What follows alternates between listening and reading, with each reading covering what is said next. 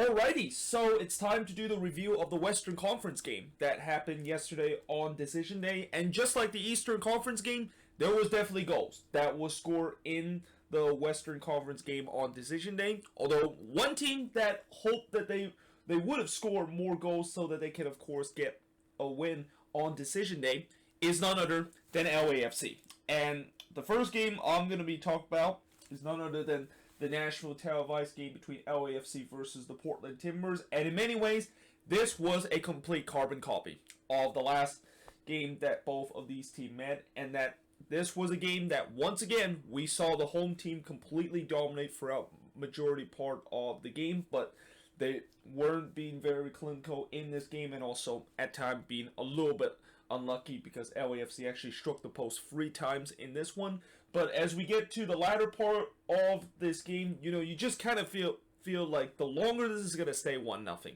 the more likely the away team is going to grab a late equalizer, isn't it? Yep, happened again in this one. So, in the first half, 3 minutes into the game, Vela, of course, scores the opening goal for LAFC to make it 1-0 in favor of the Timbers, or not the Timbers, but LAFC, that is. Then Rossi had 2 chances to make it 2-0 in favor of LAFC when he blazed his shot wide in the 11th minute and then hit the post of what would be the first of 3 posts that LAFC would hit, and also the first of 2 posts that he would hit in this game. And that LAFC was all over the Portland Timbers. And early on, it looked like this was going to get ugly and that LAFC is going to probably march on to a 3-4-0 win against the Portland Timbers. Now, the Timbers did start to kind of grow into this game around the half-hour mark, and that their passing is started to be a little bit better as this game goes on. But as soon as that happened, LAFC were back on the front foot. Vela became the latest victim of hitting the post in the 34th minute before Rossi had another chance to make it 2-0 and probably should have done it from close range as he went through on goal, but he hits it straight into Steve Clark's hand as the game remains at 1-0 heading into the second half. Second half, Clark were able to deny Rossi in the 52nd minute before Rossi would hit the post for the second time today in the 53rd minute. And that, I also wrote right around that time, LAFC need to be careful not to let Portland have some chances, and that they really need to get that second goal, because we saw this happen in the last game between both of these teams where the Timbers were all over LAFC throughout the game, and then things kind of unravel on them late, and that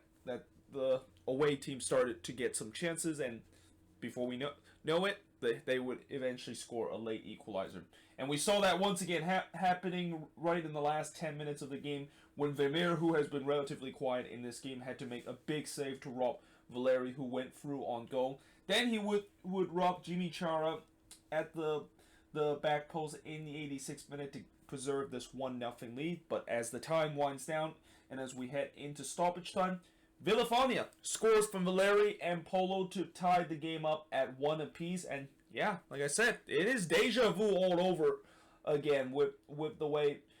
that one team dominated the whole game, but they didn't show their clinical finish, and they were made to pay for at the end of the game because they weren't able to kill this game off. And the shots in this game, 14 shots compared to 8 that the Timbers had, 7 shots on goal compared to 3 that the Timbers had, 6 shots off target compared to 3 that the Timbers had, 1 shot that was blocked compared to 2 that the Timbers had, and possession-wise, 51% possession compared to 49% possession. And for LAFC, because they lost this one, and also the other resort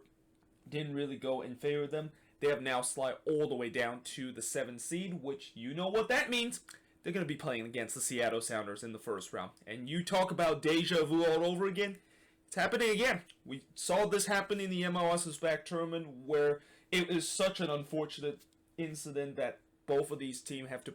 play so early in the first round, and one of them are going to suffer an early playoff exit. We're going to have it again in this Audi MLS playoff, where unfortunately one of these teams that, this is always going to be a matchup that I was hoping maybe will happen in the later round, but it looks like we're going to once again have it in the first round. And somebody that coming into that game with both of these teams that are definitely favorites of winning MLS Cup, well, somebody's going to have to suffer an early elimination round because of it. And as for the Portland Timbers, I think they'll be happy with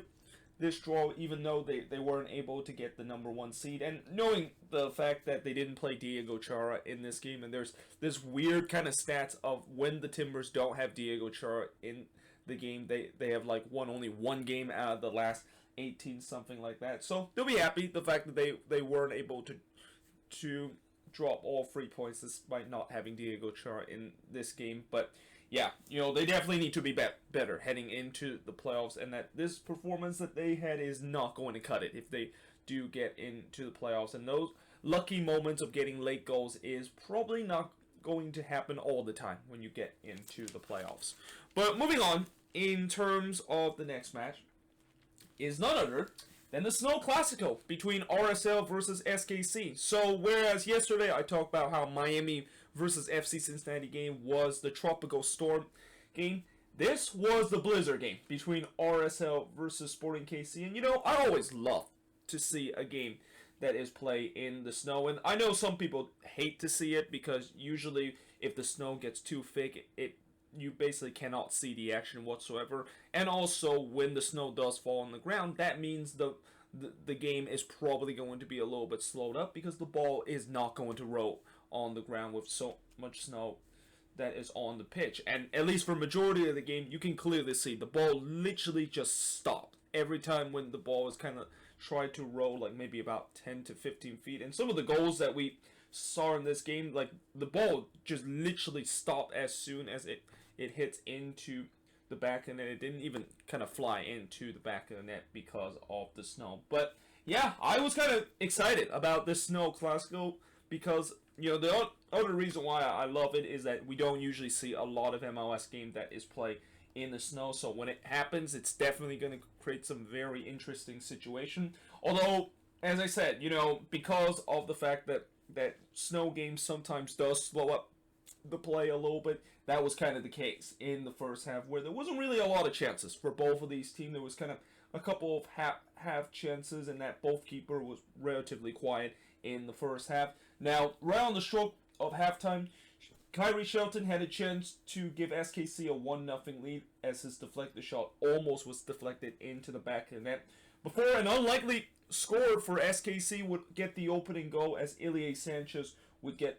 the opening goal for SKC to make it 1-0 in favor of RSL. And as we head into the second half, they would once again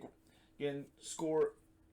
again and grab an early goal. This time it's Hurtado that would score from Lindsay to make it 2-0 in favor of SKC. And as we get into the hour mark, you can clearly see we were playing in a blizzard, and that the condition that was out there was kind of very similar to what happened in 2013 in that Costa Rica versus USA game, which we all know that is known as the Snow Classico, and a game that was basically played in a blizzard in Denver. And it was kind of similar to that, with the snow falling so hard that you can barely see the action. Although SKC had a chance to make it 3-0 in the 65th minute when Busio basically hits the post. RSL did start to try to get a goal back and try to get on the attack, and that SKC looked like they was just shutting down Schaub, and realized how bad the snow was getting. They thought there's really no point of trying to attack because you can barely see maybe about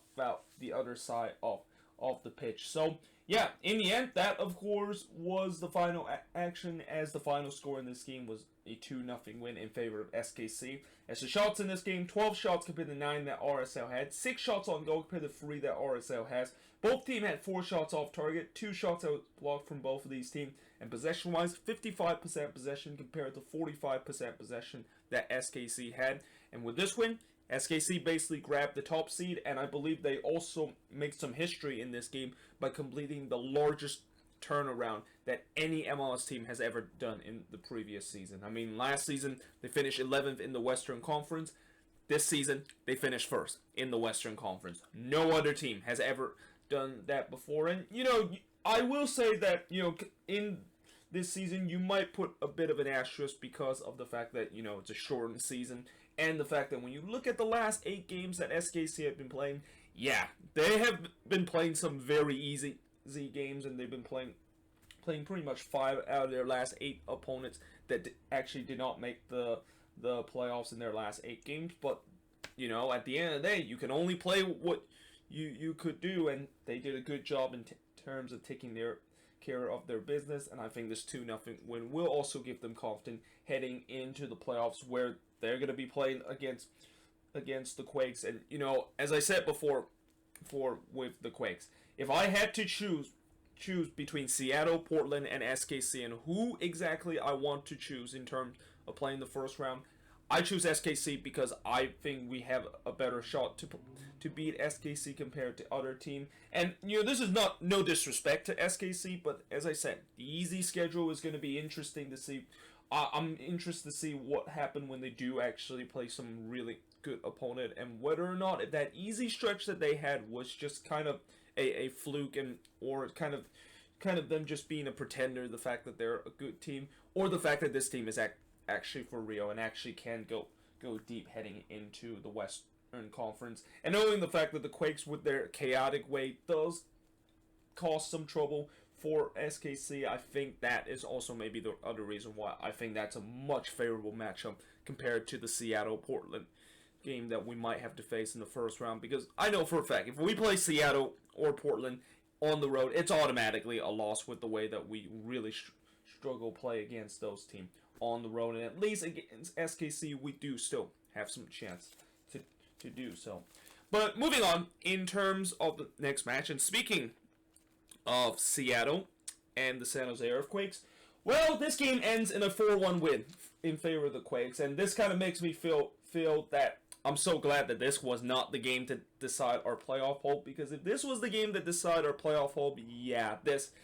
would have been probably a game that the Quakes will need a miracle in terms of getting all 3 points. But thankfully, they clinched their playoff position in the last game against LAFC. And coming into this game, I'm not going to be that upset the fact that the Quakes got absolutely destroyed by the Sounders. And in many ways, I don't think the scoreline really reflects wholly on what actually happened in this game, because at least I think for the first 50 minutes of this game, things were kind of very tight between both of these teams, and that when the Quakes did win 2-0 down, they did show some fighting spirit to get one back, and there was a couple of chances that they had to potentially overcome a 2-0 deficit. But of course, as the game continues on, and that Almeida decided to pull all his starters, because most of those starters are probably a little bit tired after they play a physical and emotional game against LAFC, that's when the Sounders basically pounced and took advantage late in the game. Now, in the first half, as I said, I thought it was a very tight game, and if you were a neutral watching this one, yeah, this was probably not the most exciting game you want to watch, because for the first 35 minutes, there was only 2 shots that both of these teams actually combined, and the Quakes actually did not get a shot on goal or get a shot on the stat sheet until the 36-minute mark. And that the only real chance came in the 38th minute when Mark Sinkowski able to deny Morris from close range. But other than that, it was a very uneventful 45 minutes, which I thought that was going to be favored the Quakes, because as long as they keep things kind of uneventful against a very good team, there's always a chance that the Quakes, of course, could get the opening goal. Now, in the second half, unfortunately, this is when Seattle started to take advantage of their chances, and whatever Brian Schmitzer said at halftime probably fired up the team, because in the second half, Seattle was looking much more dangerous to try to get that opening goal, and they did. In the 52nd minute, when Nico Ladero scores to give Seattle a 1-0 lead, before Rui Diaz would double that lead just 2 minutes later from Rodon. Both time, I thought it was pretty bad defending in the Quakes' perspective. But like I said, the Quakes, despite the fact that they're down 2-0, I've seen this season that they're able to show some fighting spirits, and they look like they got back into this game in the 57th minute when Lopez basically scored a wonderful free kick, kind of almost an Albanese-esque kind of free kick, with him taking it from the tight angle and somehow hitting it into the back of the net to make this a 2-1 game. And just as I thought that, well, there's definitely hope that the fact that the Quakes are going to maybe come back from this one, this is when Almeida decided to sub in the kids. And, I know some people will be a little bit angry the fact that, we're back into this game. Why are we deciding to pull all our starters and put in the kits right now? Well, the reason why that is the case is because he does not want to just kind of completely run his team to to the ground, and that this is kind of one of the few times that I'm actually okay with Almeida decide to make some subs and bring in the kids in this game, because at the end of the day, this game is kind of meaningless for the Quakes. I mean, I know some Quakes fan will say, well, we can get as high as the 6th seed. Yeah, but that also means that we probably might have to play the likes of Portland or Seattle, even if we're in the 6th seed. And if we were in the 6th seed, by the way, we would have been playing against the Portland Timbers on the road in the first round. And you know how when you go on the road against the Timbers that the Quakes have to play, and especially the Quakes have to play at Providence Park, which is basically a curse ground for the Quakes to play, that is always going to be an automatic loss. So, you know, Almeida decided to put in the kids to see if things can improve, and that it kind of did improve a little bit when they had a couple of decent chances, but at the same time, they almost conceded the third goal in the 69th minute, where Lopez basically, you know, he was on the scoring sheet for the goal to get us back in the game, and he was also on the defensive end, making an excellent clearance to clear Yaymar's shot off the line, before Alnish tried to score a free kick from long range and trying to once again do something similar to what he did earlier this season against Toronto. Didn't happen this time, as it just went wide. But as the game continues on, you can see some of those kids that saw action in this game. You know, even though they do have fresh legs coming in, they didn't play a lot of game, which means that they probably are a little bit rusty as they were coming into this one and kind of got a little bit burned out already, despite the fact that they only played like 20 minutes into it. And Seattle basically took advantage of a burnout team when Morris was able to score from Ladero, although this was a big mistake from Florian Youngworth. Like, you know, Youngworth, I know you've been a great defender for the Quakes, and at this season, I mean, I'm not going to say he has having a down year, but he definitely hasn't been as good as he is in the past. But this was just all on him, and just a terrible mistake from him by whiffing a free kick, giving the ball away in a very dangerous area, and the Sounders immediately pounce on it and capitalize on that mistake. Before Lopez unfortunately scored an own goal, and unfortunately joined a rare list of players that actually score a goal and also score an own goal in the very same game. But yeah, in the end, the Sounders were able to win 4-1 in this game, and the shots in this one, 10 shots compared to 5 that the Quakes had, 6 shots on goal compared to 3 that the Quakes had. Both teams had 2 shots off target, 2 shots that was blocked compared to none that the Quakes had. And possession-wise, 51% possession, or actually 57% possession compared to just 43% possession that the Quakes had. And again, I'm not going to be really upset about this result because of the fact that it was a meaningless game for the Quakes, and that I think Almeida did the right thing to try to rest some of his guys, which I was kind of worried that was not the case, knowing how Almeida and his substitution has been kind of been a little bit weird in the last couple of games. But hopefully we can regroup heading into the playoffs, and that I know that SKC game is going to be very tough in the first round on the road, but I definitely have a little bit more belief that we can, of course, able to win that game compared to if we do have to face Seattle once again on the road, or have to maybe face Portland on the road once again. But moving on, in terms of the next match, is Minnesota and FC Dallas, and this is the game that I've been waiting for Minnesota to have. You know, the last couple of games, I talk about how the Loons has been very lucky, and that, you know, I was thinking eventually that luck is going to run out. Well, in this game, we didn't really need to rely on that luck. I mean, I think maybe the only luck that the Loons did had in this game is that Dallas definitely did not have their shooting boots whatsoever in this game, as they were missing some really good chances, and also once again fell in the victim of hitting the post twice in this one. But there was no luck that was involved for Minnesota in this game, and that there was no like late goals or late call that got into their benefit. The fact that they were able to maintain this record unbeaten streak that they are in. And in the first half, they were actually unlucky to not get the opening goal in the 9th minute when Reynoso tried to score a free kick from a difficult angle, but it just hits the post. Before they would get that opening goal when Kevin Molino is able to score from Reynoso and Robin Lur to give the Loons a 1-0 lead. If this is the Molino that we're going to see in the playoffs, this Loons team is going to be very dangerous on the attacking end. And you know, Reynoso, I talk about how ever since he has become a Minnesota player and how much impact he has made on the attack. Like this, he is simply a guy that has just completely changed our attacking dynamic. And the difference between him on the pitch and not him, and without him on the pitch, is so much different in terms of the attack. And that every time when he's on the pitch, you just can see that this Loons team are just so much more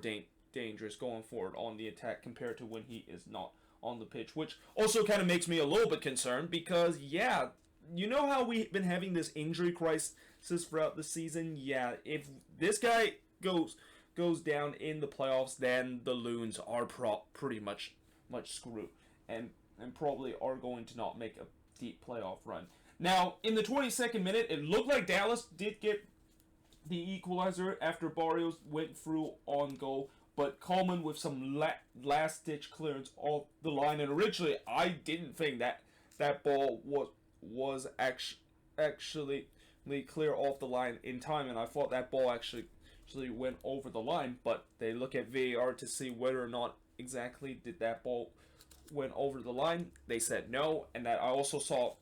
the replay about 2 times, and that, yeah, it was really tough to judge whether or not if that ball actually crossed the line or not. And that, you know, because of the fact that MLS don't have goal line technology and they only have to rely on certain angle to look to see whether or not if that was a goal or not, it makes it really tough to try to overturn the call. And I think it was the right call in the end that they did not overturn it. But at the same time, I also kind of thought that the Loons defense was kind of getting exposed by Dallas, especially on the counterattack. Lur did have a chance to make it 2-0 in favor of Minnesota, but unfortunately he blazed it high. But that was really the only other chance we had for the remaining of the first half, because Dallas was really putting the pressure and was looking to try to equalize on the stroke of halftime. Santos, of course, hit the post in the 39th minute, and I was just keep telling myself that, please, can we just get to halftime at 1-0 and try to regroup, because this is getting a little bit too close to comfort in terms of the way that we're giving chances for Dallas to potentially get the equalizer. And thankfully, we were just able to head to halftime with a 1-0 lead. And it was huge, the fact that we head to halftime with a 1-0 lead, because just 1 minute into the second half, Reynoso is able to score his first Minnesota goal from Robin Lod and Molino. And that has to feel good, not only for Reynoso, but also for Loons fans, knowing the fact that he's finally able to get that goal. And that, I know Reynoso is not known for his finishing, and he's more of a creative player, but sometimes it's great to see that he's able to contribute on the attacking end and scoring goals. And hopefully this first goal will kind of lift him in terms of potentially scoring a couple more goals,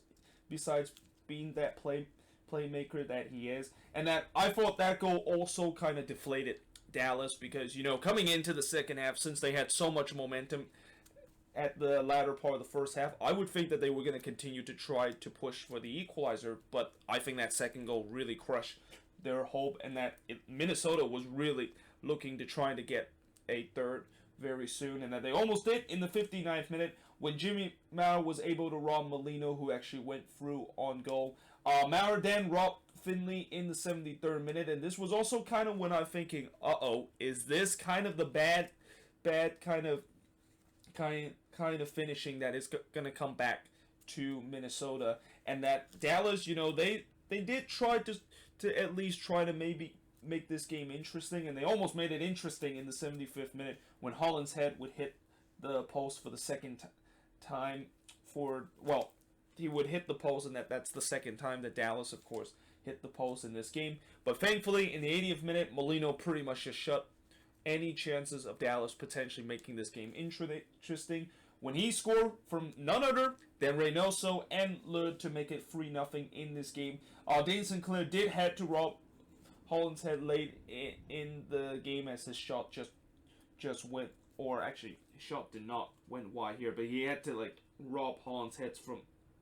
close range, and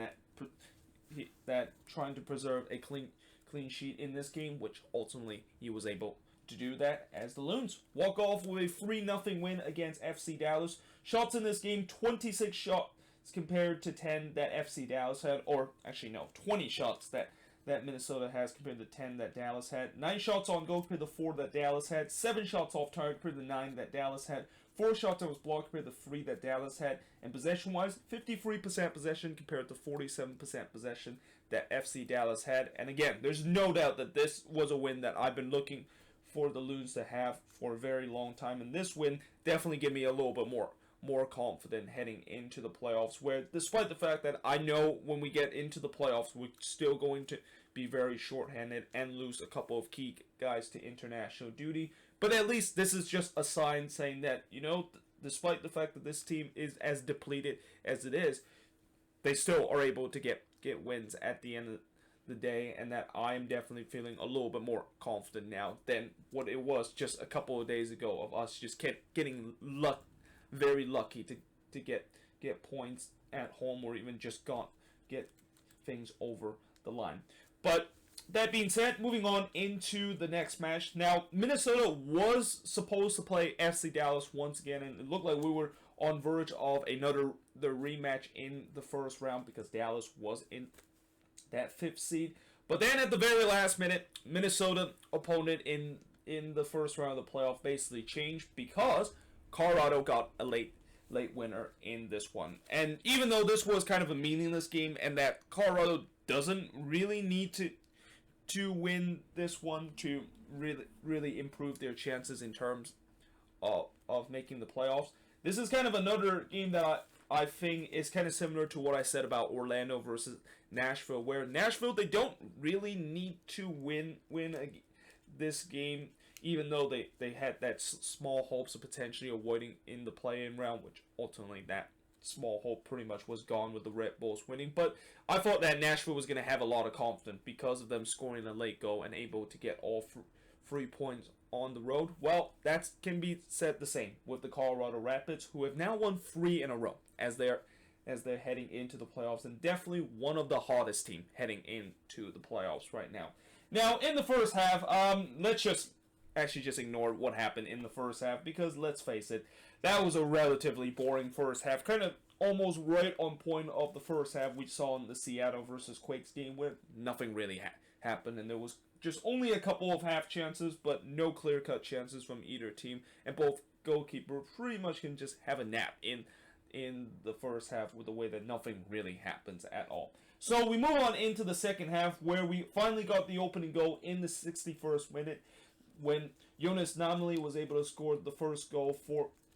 Colorado to give them a 1-0 lead. But as soon as the Rapids were able to get the opening goal, Houston immediately started to push back on Colorado and immediately tried to get the equalizer. Hansen almost did it in the 62nd minute, but unfortunately he missed wide as he went through on goal. Before it looked like they did in the 63rd minute when Manotas was able to put it into the back of the net, but unfortunately the goal was disallowed because of offside on the attacking sequence. Although Manotas did eventually get his goal and finally ended a very long drought that he's been enduring in terms of goals scored in the 69th minute to tie the game up at 1 apiece. And after that, you can clearly see Houston was really charging for the winner and looking to try and finish the season strong, despite the fact that even if they win this game, nothing really changed in terms of them getting eliminated from the playoffs. Yarbrough did have to make a big save to rock Bode Garcia, who was through on goal. And as the game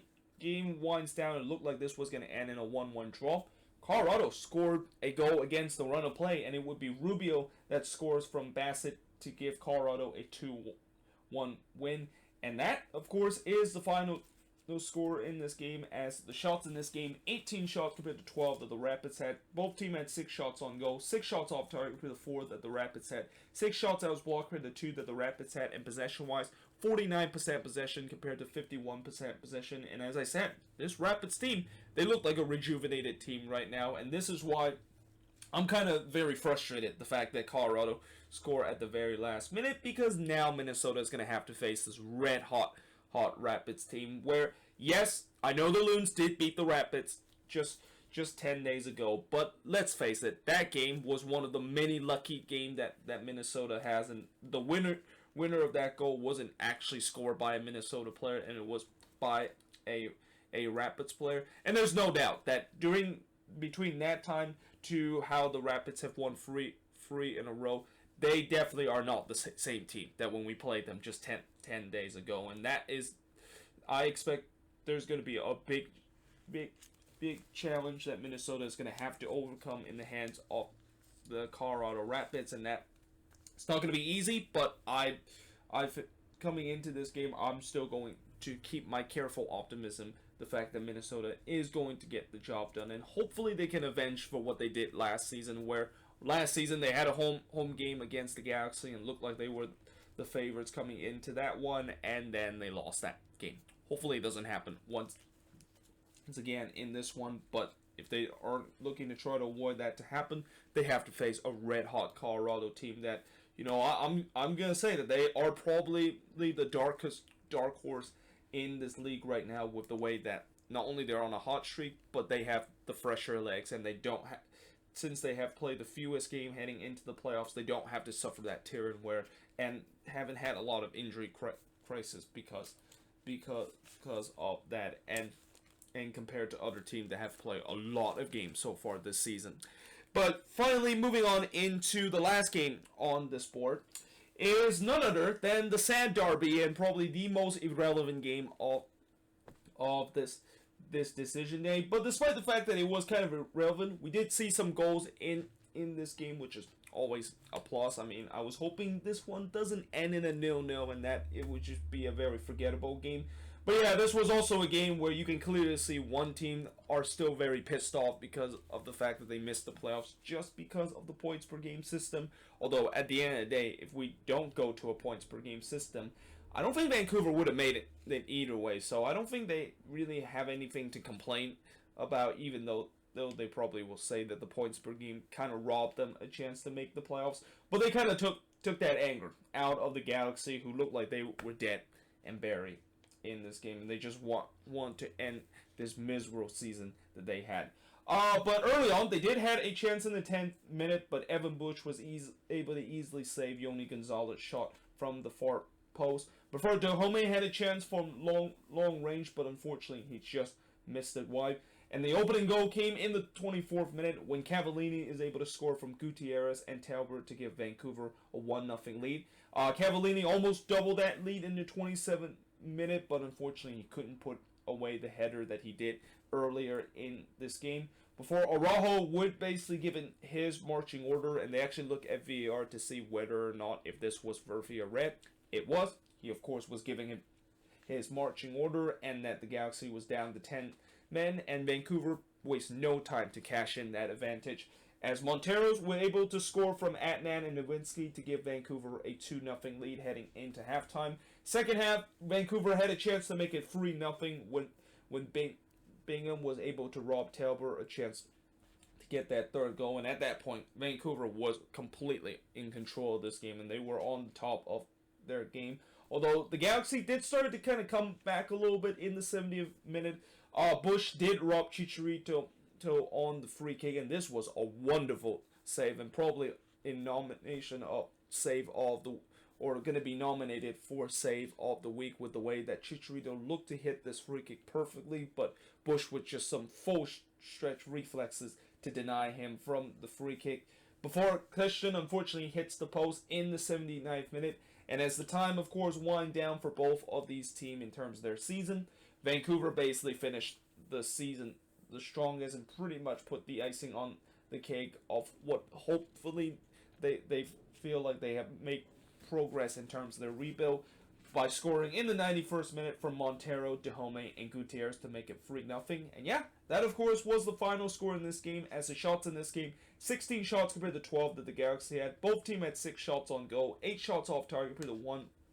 that the Galaxy had, 2 shots that was blocked compared to 5 that the Galaxy had, and possession-wise, 52% possession compared to 48% possession that the Galaxy had. And, there's no doubt that at the end of this season, even though Vancouver didn't make the playoffs and they just kind of barely missed out on, there's definitely some improvement in terms of this deep rebuild that Vancouver has. And this was very important for the Whitecaps this season, where, after what happened in last year of them, feels like they just wasted a year in terms of this deep rebuild. They kind of restructure the team a little bit, bring in new players to hope to make things better. And I feel like yes, they have definitely made things a whole lot better compared to last year, which was a complete tire fire. But at the same time, despite the fact that they did make progress in terms of this deep rebuild, they need to also continue to make progress, and that means that they'll probably need to once again continue to bring in some new faces in this team and continue to try to improve some of the spots that they do have problems with. Is one of those issues I think might have be in the midfield, where I still don't think that they really have that guy in terms of being the playmaker and the guy that of course will feed the ball to their attacker. Like, I have no doubt that the main goal scorer of this team is Cavallini, and as we saw in this game, there's been times where he has shown to be a lethal goal scorer, and he's going to be definitely the future. But at the end of the day, they need to have a creative player on their team to able to feed the ball to them. And I think they also might need to improve on their defensive end too, because there's been times where they look very sloppy in the defensive end. But overall, I think the Whitecaps are going to be happy with the progress that they have made. But now, again, it's important to continue to make that progress heading into this offseason. Whereas for the Galaxy, yeah, they're basically in the stage where the Whitecaps were in a year ago, where I expect this team, there's going to be some changes that's going to happen in the offseason, whether it's them getting a new coach or the front office restructuring, or the fact that they're going to restructure this team, or even try to do their old tactics, which is bring in another start player into this team. There's got to be some changes into this, because I just don't see how this Galaxy team is going to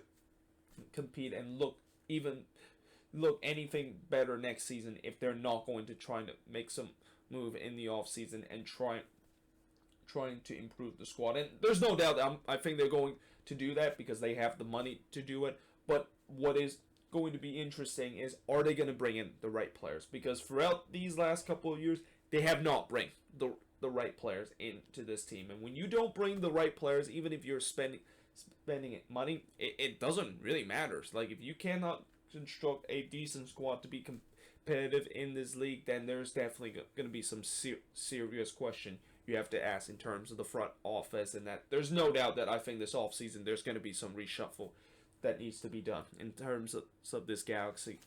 front office heading into this offseason. But there you have it. That is pretty much it in terms of a review of all 6 of these games. And before I go, I am actually going to tell you what are the playoff matchup, and I'm not going to change the boards and write out the bracket, but instead just going to read it off my phone. So we start in the Western Conference, and in terms of the first round game, we have Sporting KC taking on the San Jose Earthquakes, and then we got Minnesota versus Colorado before we get Portland and FC Dallas, and then of course probably the most talk about matchup and the most anticipated matchup in the first round, Seattle versus LAFC. And again, it's such a shame that these two teams I think are definitely 2 of the favorites of potentially making all the way into MLS Cup, and that one of those teams unfortunately are going to have to suffer a early playoff exit. But in the Eastern Conference, we have the Union, or actually, I'm going to talk about the play-in game first. So in the play-in game, the first game is going to be New England versus the Montreal Impact, before the second game is none other than the expansion derby between Nashville SC versus Inter Miami. And I talk about how I think this is the first time in MLS history where we saw both expansion team able to make the playoffs, but this might be the first ever time we ever seen 2 expansion team in MLS actually facing off head-to-head against each other in the playoffs. And as I said before, I would really love to see a Nashville versus Inter Miami matchup, and that would be like a dream play-in matchup, because you know that there's going to be history that's going to also be made after this game, as one of these teams are only going to join 2 other teams, that is the Seattle Sounders and the Chicago Fire in 1998, as the only expansion team to able to win their playoff game during their expansion year. Now,